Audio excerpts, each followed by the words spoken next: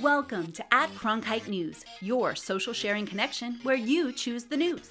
Facebook likes and shares, tweets, retweets, and favorites. YouTube views and subscriptions. We're watching you, watch us. From our digital home at cronkitenews.azpbs.org to your television, web browser, or mobile device. Let's get a refresh on the top Arizona news of the week. The first airport terminal straddling the border is open. Travelers from the U.S. who want to catch direct flights in Mexico can now go back and forth without waiting in long lines at the border. Cronkite News reporter Clara Benitez shows us how the new terminal looking in San Diego and how the new terminal linking San Diego and Tijuana works. U.S. travelers who want to fly out of the international airport in Tijuana, Mexico, can now cross the border by simply walking into this terminal. They're through immigration and customs and check in right into their flight. And likewise, when they come back, they arrive in the baggage area, cross the bridge, and they're in the United States within minutes. And it's an amazing level of service that people have never seen before and are really starting to take advantage of it. The Cross-Border Express CBX connects San Diego directly to Tijuana. This line is the border. Airline passengers pay a $12 fee to use this privately owned facility. Frequent travelers like Jesus Ochoa Padilla say it's worth it. The service is great. Sometimes I wait up to 2 hours or 3 hours to cross the border, but here it's fast and my family can come pick me up. The Cross-Border Express took about 8 years to finalize, with agreements on both sides of the border, including U.S. Customs and Border Protection. It's a partnership, so the sponsor's providing all the facilities and the payment for the officers, and the CBP handles all the inspectional and security requirements. Tijuana International Airport has over 33 flight destinations every day, and flights to China 3 times a week, giving travelers more options. A bit greater access for Southern Californians and people in the southwest part of the United States to be able to access tourism destinations, Baja California, Puerto Vallarta, Acapulco, all of those places in Mexico that people want to go to. And it could be a model for other border airports, making travel easier and more efficient. Clara Benitez, Cronkite News. The new cross-border terminal opened in San Diego in December. It's expected to ease travel for millions of people. At least half of the passengers who use the Tijuana airport also go back and forth across the border. A Flagstaff High School guidance counselor who won a trip to the White House will be coming home with a national award. Washington Bureau reporter Wafa Shahid has the details. I'm here outside of the White House, where First Lady Michelle Obama just named the 2016 Counselor of the Year. She happens to be Catherine Pastor, a high school counselor at Flagstaff High School. Today was real fulfilling, knowing that all the hours and time that you put in at your job and away from your job on making students inspired to do more than what they think that they can do is reassuring that I'm doing the right thing. The First Lady, backed by 42 counselors from all over the country, was especially impressed with Flagstaff High School. In just 7 short years, Flagstaff High School they've seen a 13% increase in college acceptance rates and a 50% increase in the number of colleges that visit their campus. And the First Lady was also impressed with Catherine Pastor. Pastor wants nothing more than to see students succeed and become the best versions of themselves. The students said that is school counseling. Yeah. One of Pastor's former students spoke about how she has helped him succeed even years after high school. Even though it has been 4 years since I graduated from Flagstaff High School, Ms. Pastor continues to reach out and assist with any questions I have. But all this celebration hasn't clouded Pastor's mind. She's ready to get back to work come Monday. And to go back on Monday, hit the ground running again, and keep inspiring those young people to live up to their potential and reach their dreams. Reporting in Washington, D.C., I'm Wafa Shahid, Cronkite News. By now, you've seen the photo. A group of girls that were supposed to be spelling out Best You've Ever Seen Class of 2016 for their senior panorama picture broke off to spell out a racial slur using the letters on their shirts. Today, for the first time since the incident, administrators are speaking out to our own Julia Thatcher. In an exclusive interview with Cronkite News, I sat down with the principal to discuss the future of Desert Vista and for those involved in the photo, but I also spoke with a former teacher at the high school who said this isn't the first time Desert Vista has had a problem with racism. The unfortunate situation that happened does not define Desert Vista. Words from the principal at Desert Vista High School. However, former teacher Cicely Cobb says otherwise. Seeing that photo let me know that I wasn't imagining it, that there actually were severe systemic racial issues on that campus. Cobb filed this lawsuit in 2014 against the Tempe Union High School District, claiming racial discrimination. She said she wasn't surprised when the controversial photo surfaced 10 days ago. This issue with the Desert Vista 6 would not be an issue right now if the Tempe Union High School District had taken the time to fully explore the systemic racism that permeated Desert Vista High School. The former principal, now a defendant in the lawsuit, was quick to dismiss the allegations. Has nothing to do with or even close relationship to what was experienced with the non-renewal of Cicely Cobb. The photo quickly sparked national attention and local protest. I've come here to say that I am incredibly sorry. Now, as the school district determines the future of the 6 girls, a petition asking for their expulsion and the principal's resignation has reached more than 45,000 signatures. We will rise above. Despite the controversy, the embattled principal told me she and Desert Vista will survive. We are a community that love each other and know that we all make mistakes, and we will forgive each other, and we're going to work together and rise above this situation to be better and stronger. We reached out to the 6 girls involved in hopes to get an interview, but have yet to hear back. As of right now, only one of the 6 have made a statement of any kind. In Phoenix, Julia Thatcher, Cronkite News. The district was very clear that they will not be sharing any specifics on decisions regarding any punishment. They did share, however, that schools can only give 1 to 10 days suspension, depending on the infraction. After 10 days, there may be hearings attached to any additional discipline, and the school board will make a final decision.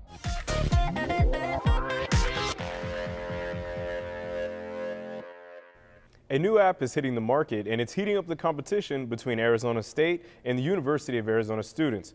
Cronkite News reporter Amanda Kukala takes us to where it's happening. Ever wonder what's happening around your campus, but not really know how to find out? Well, the new app Happening is set to help students with just that. It's pretty much Instagram, Twitter, Snapchat, and like news channels all combined into one. And it's specifically for college students who want to know what's happening around campus. The Happening app is available to download for free to any college student with an EDU email. It's a way for students and just people on campus to connect with the community, find out what's going on, if it's study groups, restaurant deals, pretty much anything. Happening allows users to take videos or pictures of what's going on around campus and upload them to share with their college community. There are categories such as fashion trends to who's at the current sporting event. Luke Pineda, a current ASU student, can't wait for the release. I'm actually super excited of us college students. It's going to be nice if we have nothing to do on a certain night. We can just log into this app and see what's going on around campus and see what's happening. At least 1,400 more students at ASU need to download the app in order for its features to be released. The Happening crew and the ASU ambassadors hope to reach this goal by the end of the week. Retha Hill, director of the ASU Innovation Lab, believes that it's a good marketing strategy towards college students. Well, I think the tell is going to be word of mouth. If a certain number of people download it and then it's an app that's useful to them, then they'll become one of those utilitarian apps that people reach for time and time again. Drive students to download the app, the Happening team created a friendly competition between school rivalries, ASU and U of A. Whoever receives the most downloads by the end of the time period, the Happening team will reward the winning school.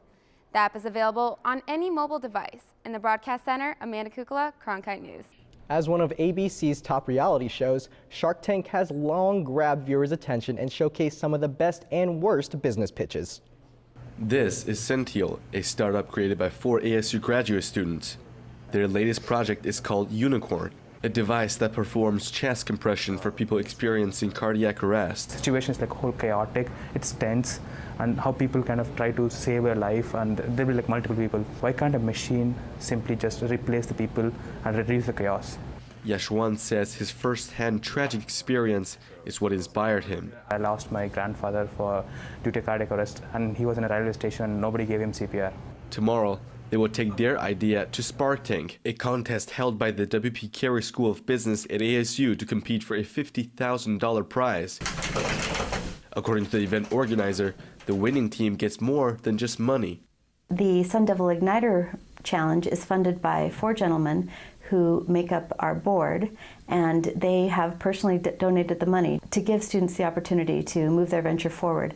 Not only do they get money, but they get mentorship from these 4 very successful entrepreneurs as well. In Scottsdale, I'm Zizeng, Cronkite News. A local Valley business owner is going into the Shark Tank willingly.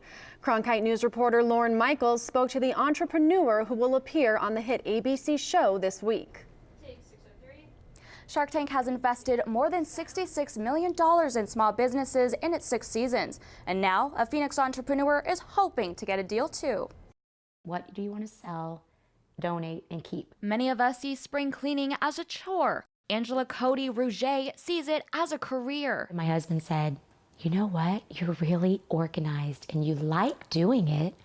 And for everyone we know, why don't you do it for a living? Her business began in 2006 when this former major in the U.S. Air Force completed 16 years of service and needed a job. She never imagined that 10 years later, her company, Major Mom, would get national recognition with an appearance on ABC's Shark Tank. Shark Tank seemed like an amazing opportunity to get my brand out there, and that may have taken me the next 10 to 20 years to do. Cody Rouget got the opportunity after sending a video audition to the show. Organize it, declutter it, and redesign it. The mother of 2 is hoping to snag a shark in order to franchise Major Mom and create opportunities for other women. You know, be my own boss and run a company where I can grow. Here are some before and after photos from Major Mom. They helped over 300 families get organized this past year. Cody Rouget says Major Mom will get a boost no matter what happens on Friday's show. Which shark wants to partner with me to combat clutter? Cody Rouget could not talk about the outcome for Friday's taped episode, but she did say the whole experience was nerve-wracking and that she practiced her pitch for 70 hours before going in front of the Sharks. In the control room, I'm Lauren Michaels, Cronkite News. Social media from Facebook and Twitter to Snapchat and Instagram. It can be hard for parents to keep track of what their children are doing on all of these apps and websites, but Cronkite News reporter Gilbert Cordova finds a Valley business that's here to help. Radar Incorporated created a service that will track what your kids are doing online, all so you don't have to monitor all of them. Students at Liberty Elementary and Buckeye are one of the first to take the challenge of making their school free of bullying. According to the National Center for Education Statistics, nearly 30% of students are bullied at school, and at least 64% of those students do not report it to their teachers or families. Nowadays, social media plays a good part, but it plays a very, very bad part. So Radar stands there to help families protect their kids' image, as well as help protect them from cyberbullying. Founder and CEO Jacob DiMartino first started out managing social media accounts for small businesses, but saw an alarming trend. How bad social media was playing a role in young kids' life and suicides. Which led to Radar, a paid service that monitors the social media accounts for parents through keywords such as terrorism, violence, and sex. If the word pings, parents get an alert and a snapshot of the activity. Radar also goes into schools to hold anti-cyberbullying rallies. According to ncpc.org, nearly 43% of kids have been bullied online, and 1 in 4 has had it happen more than once. Michelle Campbell has 2 children and uses Radar. She says it goes beyond just peace of mind. Safety is top priority, so for me as a parent, you must keep your kids safe, and it's a new day, a new age, and online safety is just as important as keeping them safe at home. No, I'm not saying it's going to save lives, but I can tell you this. The information that it will pull up will definitely give a parent an online pulse of what's going on with their kid. Research from the Pew Research Center shows that parents have started to take matters into their own hands, with 61% of parents saying they have checked which websites their teens visit. At the Digital Desk, I'm Gilbert Cordova, Cronkite News.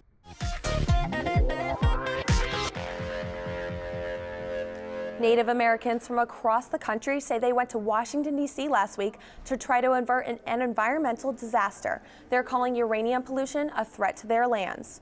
Cronkite News reporter Maricela Ramirez joins us live from our Washington bureau with the latest. Water problems in Flint, Michigan have been making headlines for weeks now, but some Arizona residents say there's a bigger problem that demands attention. There's this whole issue with Flint, Michigan, and I'm trying to bring a lot of attention to the community of Sanders and what's going on in Sanders as well. Although we have worked for decades. What's happening in Sanders and elsewhere in Indian country is radioactive pollution, causing major health effects. We breathe in radioactive pollutions every day from coal smoke, from the abandoned uranium mines, plus we drink water that contains uranium.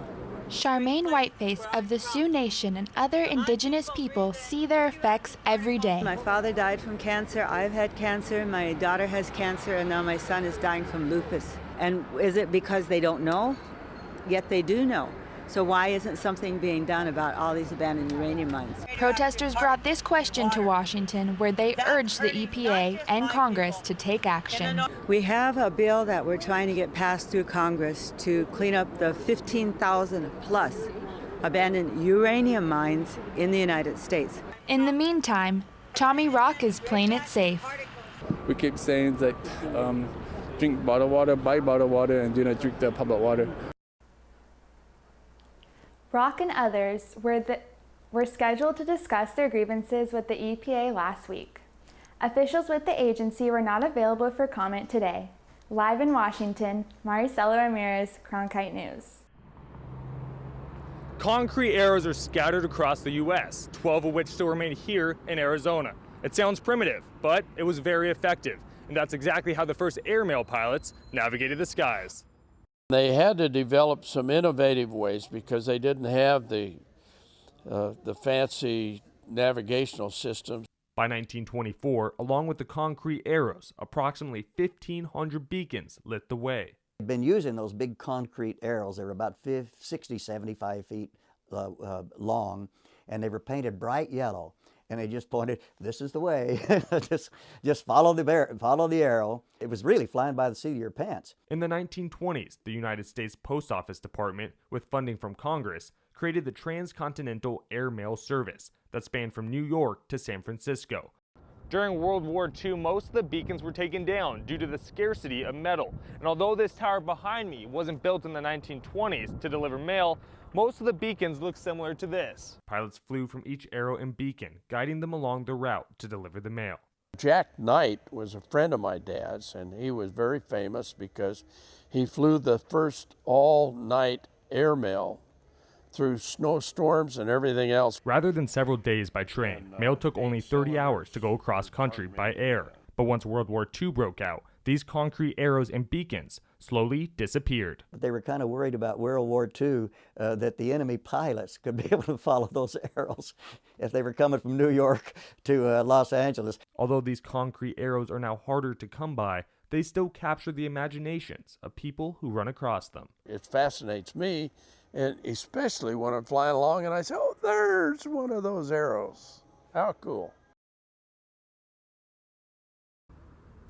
The arrows do show up on Google Earth maps, but those aren't updated. Last time I checked, there appeared to be about 18 or so left here in the state of Arizona. In downtown Phoenix, Ben Brown, Cronkite News.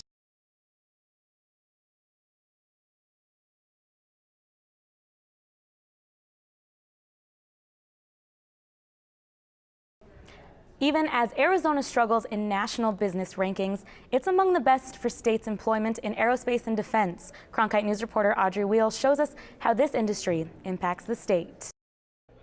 The Boeing plant in Mesa plays a crucial role in military operations worldwide, and it's part of one of the largest and fastest growing industries in Arizona.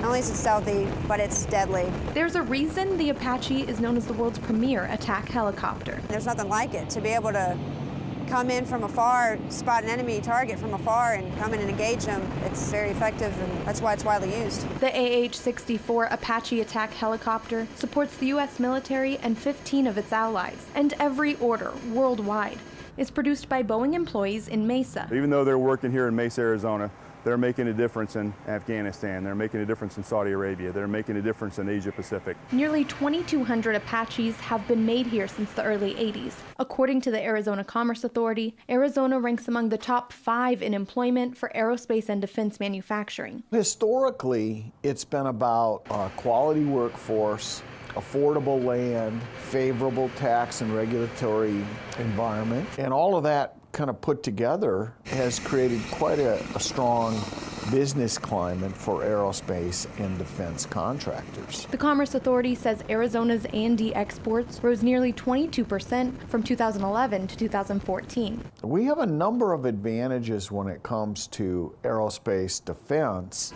Most of it is airspace, wide open spaces, places for them to test aircraft, places for defense systems to operate. A few of the reasons why the National Guard held its first gunfighter fly-in competition in Arizona, using the AH-64s to simulate real-world flying and gunnery scenarios. But even as established companies like Boeing flourish, attracting new companies to the state can be difficult. Critics point out Arizona dropped from 13th to 34th last year in CNBC's state rankings for business. It's a challenge because you've described what every development organization, every state, every city, every region is aspiring to right now. How do we get mobile capital to locate in our state? Despite the challenges, experts predict Arizona aerospace and defense employment will increase 10% each year through 2018, thanks in part to the strength of the Apache. Sports nutrition is a $6.7 billion annual industry in the United States, and one new company is bringing their product to the Rock and Roll Marathon Series. Cronkite sports reporter Torrance Dunham has the story of this company creating its place in the market. Glucose Energy, a small company based in Scottsdale, is trying to find a niche in a highly competitive sports nutrition market, using only a few ingredients to fuel athletes. We are the only company that uses glucose as our energy source. We use a lot more potassium than we use sodium for our electrolytes. We believe that the potassium, we get enough sodium in our diets, and we're deficient in most cases on potassium, so we use a little bit more potassium than most people. Glucose hit the market in 2015 and recently became the official gummy and gel of the Rock and Roll Marathon Series, making its debut with the race in Arizona earlier this month. But there is some disagreement about whether a sports nutrition product needs more than just glucose for optimal performance on the course. If you combine glucose with fructose, all right, typically glucose and fructose in a 2:1 ratio. One of the things that nicely happens is that it actually raises the rate of burning of fuel that you're consuming and preserves the fuel in your muscle and your liver so that you can actually last longer. While fructose does have some benefits, McCormick says the negatives outweigh the benefits provided. Fructose has two negative byproducts that glucose does not. One is lactic acid, which creates muscle pain, and the other one, which is even worse, is triglycerides, otherwise known as fat or blood sludge. It's the worst kind of fat you can get. So glucose has no byproducts, but fructose does. One runner who used the product glucose before finishing the race right here at Tempe Beach Park said there are many factors that can affect performance. It's subjective. You do all different things. If you have a really good day, you don't know, well, was it the product I used? Was it the training? Was it that I woke up right? You really never know. You just try and do what you can. In Tempe, Torrance Dunham, Cronkite News. Glucose says there will be more forms of the product in the future, all which use the carbohydrate glucose as the main fuel source. Now, here's an @Cronkite News pick of the week, a favorite from the Cronkite News staff. Uber, the company that can give you a car ride on demand through an app on your phone, has changed its logo. Uber's website says the logo was changed in order to accommodate for new products because Uber doesn't just transport people anymore. In fact, today was Uber Puppy Day in preparation for Animal Planet's Puppy Bowl 11 and Super Bowl 50. And as Audrey Wheel reports, this pregame activity happened today in 7 cities, including Phoenix. This afternoon, the Uber app was for more than just ordering rides. Phoenix area residents could click on puppies to get puppies delivered anywhere, even your workplace, for a 15-minute playdate. It was for a good cause. When you request Uber puppy cuddle time, you'll be making a donation to the Arizona Humane Society, so we hope to raise lots of funds to support our life-saving programs. And for good publicity. Partnering with the Arizona Humane Society, being able to deliver puppies for 15 minutes at a time, it's good for them and their public image, and it makes them be endeared by the community as a whole. Uber delivered puppies in 7 cities today, including Phoenix, in preparation for the upcoming Super Bowl and Puppy Bowl this weekend. Every company, every brand has its ups and downs with some problems, but that doesn't mean a brand isn't good and doesn't want to do good things. There's a win-win for them, the person who gets the puppy, and certainly Arizona Humane Society. For $30, customers could buy 15 minutes of puppy playtime. But last year, demand exceeded supply, and it was just as popular this year. There was actually so many requests for people that were coming, and requesting the Ubers, thousands of requests. Of course, we couldn't accommodate all of them. Last year, 70 puppies were adopted in the participating cities, including all of the Phoenix puppies. This year, the Arizona Humane Society hopes that all 10 of the delivered puppies will also be adopted. In Phoenix, Audrey Wheel, Cronkite News. Cronkite News tracks your likes, tweets, and shares from all our social sites to bring you this news special. At Cronkite News, our weekly refresh. Join the conversation so you choose the news. Like us on Facebook, follow us on Twitter, subscribe to us on YouTube, and log on to cronkitenews.azpbs.org for top Arizona stories anytime.